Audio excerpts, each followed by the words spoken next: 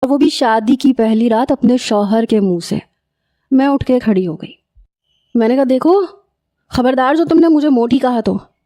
اس نے پھر سے اپنے پھسلتے ہوئے چشمے کو ناک سے اوپر کیا، کہنے لگا کہوں گا موٹی موٹی؟ میں نے کہا رکو میں ابھی اماں کو فون کرتی ہوں، مجھے نہیں رہنا تمہارے ساتھ، بلکہ میں کیوں جاؤں، اس کمرے میں تمہاری اماں کو بلاتی ہوں۔ یہ سننا تھا کہ وہ جلدی سے کھڑا ہو گیا اور میری کلائی پکڑ لی، کہنے لگا تم باہر نہیں جا سکتی؟ میں نے کہا کیوں، میں کیوں نہیں جا سکتی، میں جا کے تمہاری اماں کو بتاتی ہوں۔ لیکن وہ میری کلائی بڑی زور سے کھینچ چکا تھا۔ میں لڑکھڑاتے ہوئے اسی پہ گری۔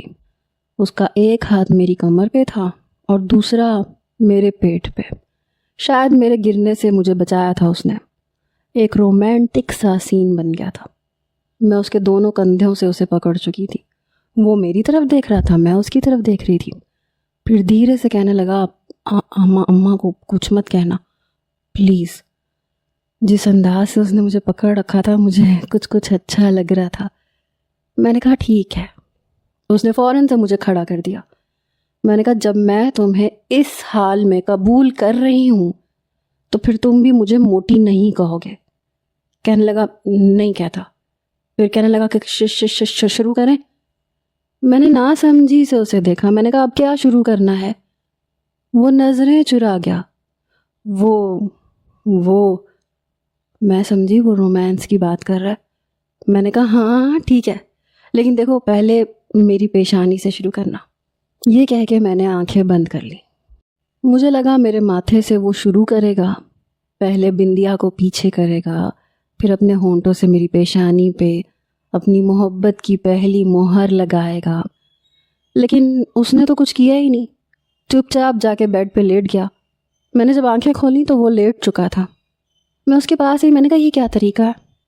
کہنے لگا کیا مطلب؟ میں نے کہا کوئی پہلی رات کی دلہن کے ساتھ ایسا رویہ تھوڑی رکھتا ہے۔